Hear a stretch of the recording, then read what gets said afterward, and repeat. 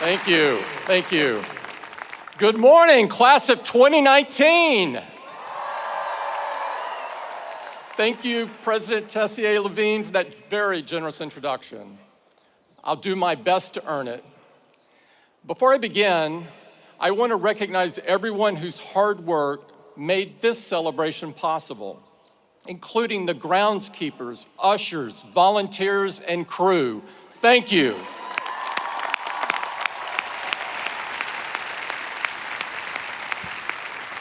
I am deeply honored and frankly a little astonished to be invited to join you for this most meaningful of occasions.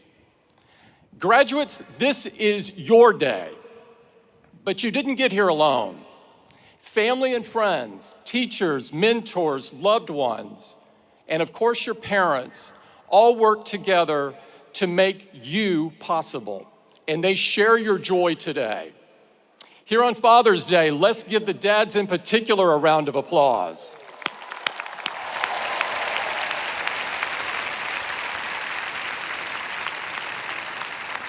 Stanford is near to my heart, not least because I live just a mile and a half from here.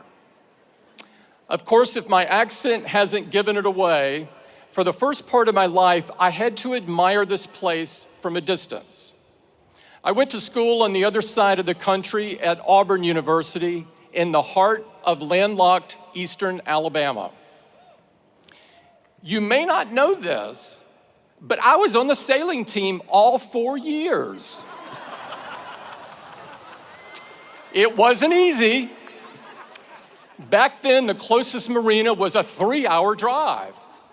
For practice, most of the time, we had to wait for a heavy rainstorm to flood the football field. And tying knots is hard. Who knew? Yet somehow, against all odds, we managed to beat Stanford every time. We must have gotten lucky with the wind. Kidding aside, I know the real reason I'm here, and I don't take it lightly. Stanford and Silicon Valley's roots are woven together. We're part of the same ecosystem. It was true when Steve stood on the stage 14 years ago. It's true today, and presumably, it'll be true for a while longer still. The past few decades have lifted us together. But today, we gather at a moment that demands some reflection. Fueled by caffeine and code, optimism and idealism, conviction and creativity, generations of Stanford graduates and dropouts have used technology to remake our society. But I think you would agree that lately, the results haven't been neat or straightforward. In just the 4 years that you've been here at the farm, things feel like they've taken a sharp turn. Crisis has tempered optimism. Consequences have challenged idealism. And reality has shaken blind faith. And yet we are still drawn here for good reason. Big dreams live here, as do the genius and passion to make them real. In an age of cynicism, this place still believes that the human capacity to solve problems is boundless. But so it seems is our potential to create them. That's what I'm interested in talking about today. Because if I've learned one thing, it's that technology doesn't change who we are, it magnifies who we are. The good and the bad.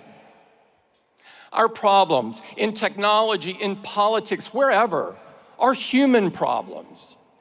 From the Garden of Eden to today, it's our humanity that got us into this mess, and it's our humanity that's going to have to get us out.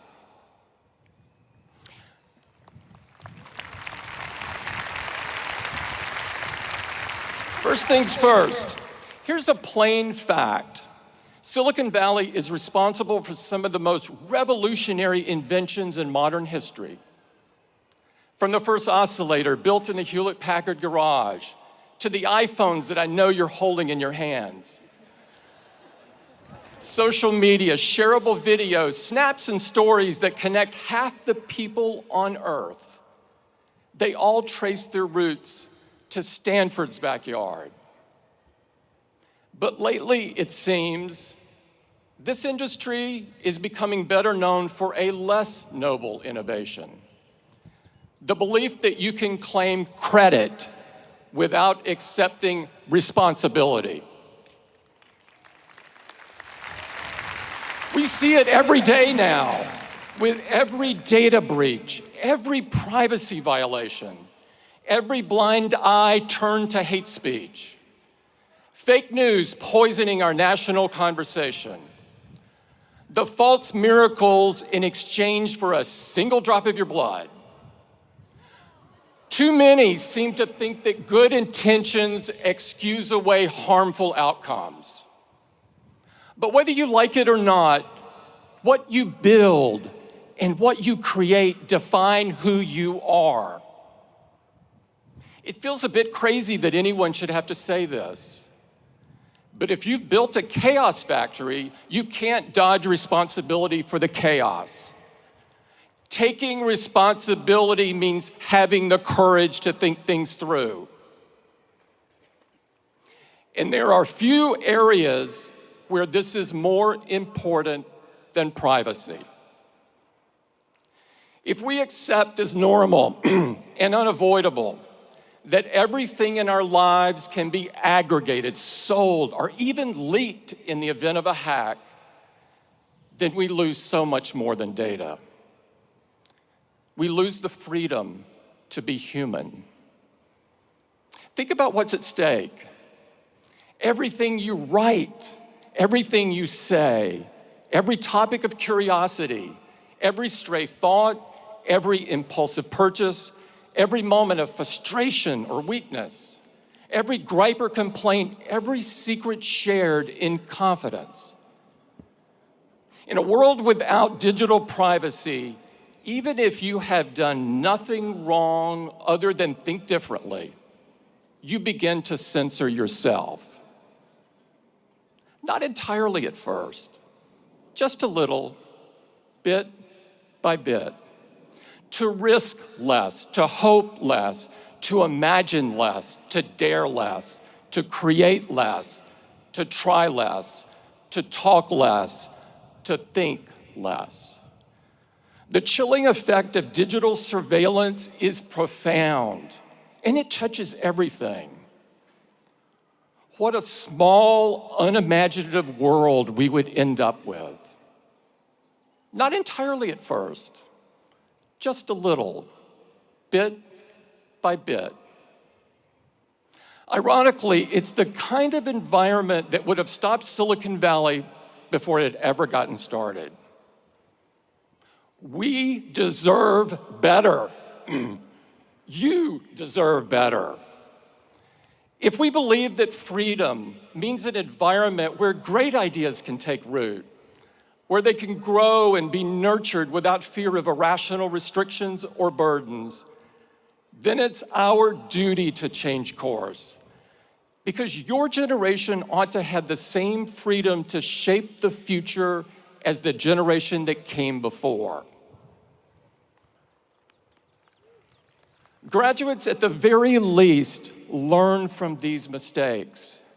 If you want to take credit, first, learn to take responsibility.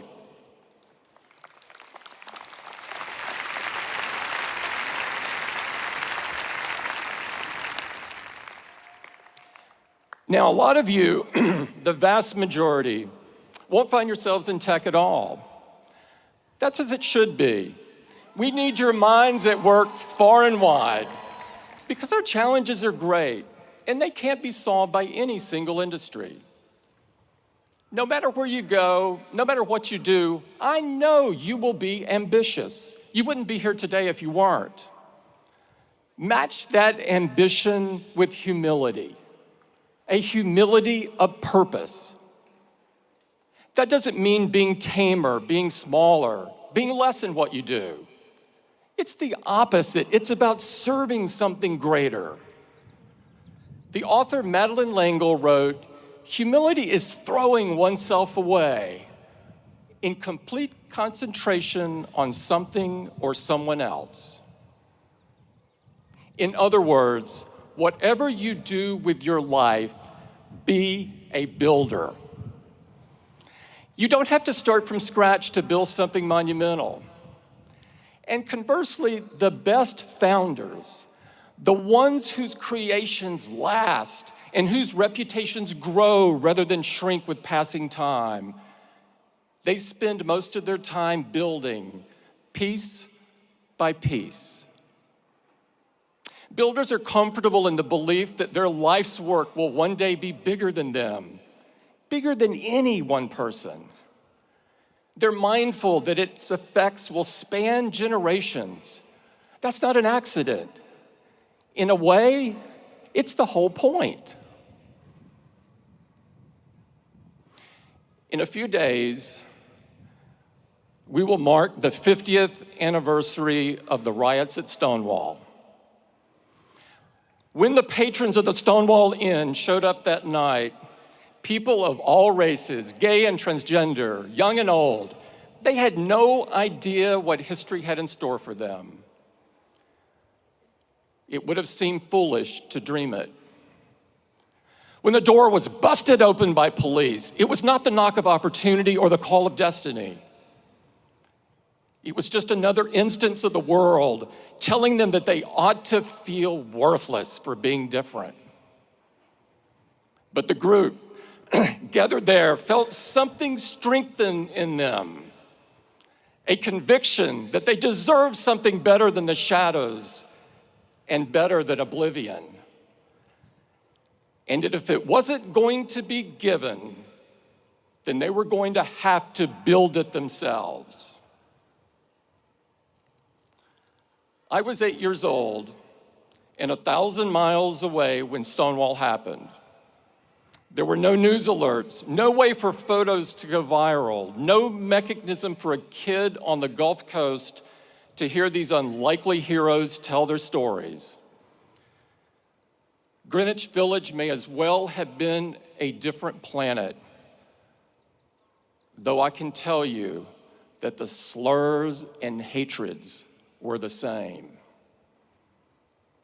What I would not know for a long time was what I owed to a group of people I never knew in a place I'd never been. Yet I will never stop being grateful for what they had the courage to build.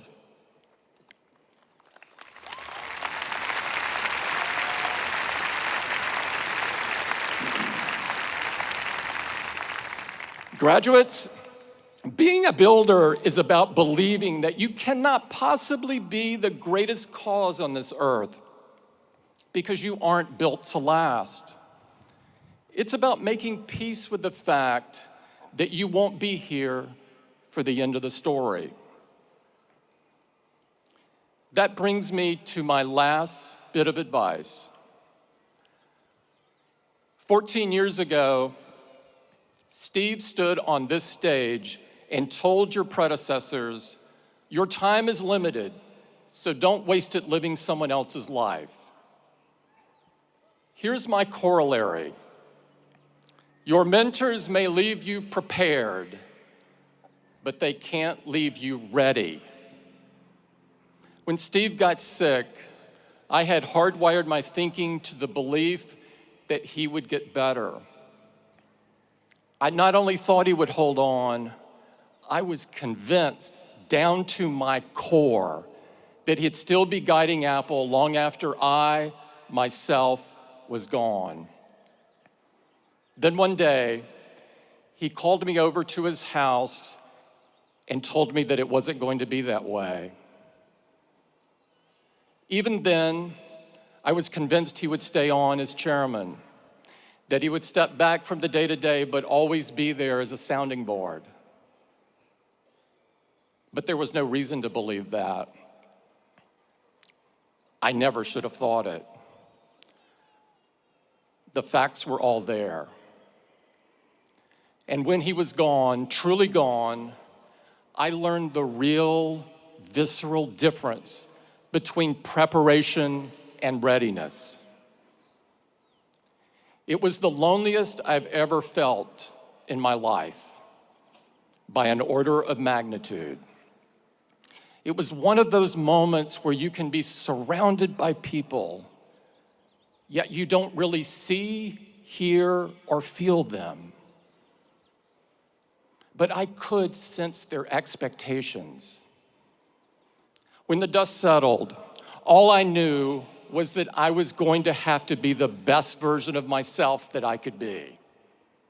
I knew that if you got out of bed every morning and set your watch by what other people expect or demand, it'd drive you crazy. So what was true then is true now. Don't waste your time living someone else's life. Don't try to emulate the people who came before you to the exclusion of everything else, contorting into a shape that doesn't fit.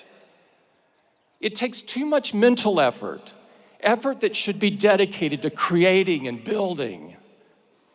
You'll waste precious time trying to rewire your every thought, and in the meantime, you won't be fooling anybody.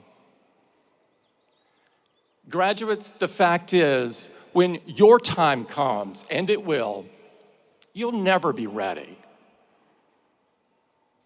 But you're not supposed to be. Find the hope in the unexpected. Find the courage in the challenge. Find your vision on the solitary road. Don't get distracted. There are too many people who want credit without responsibility. Too many who show up for the ribbon cutting without building anything worth a damn. Be different. Leave something worthy. And always remember that you can't take it with you. You're going to have to pass it on. Thank you very much, and congratulations to the class of 2019.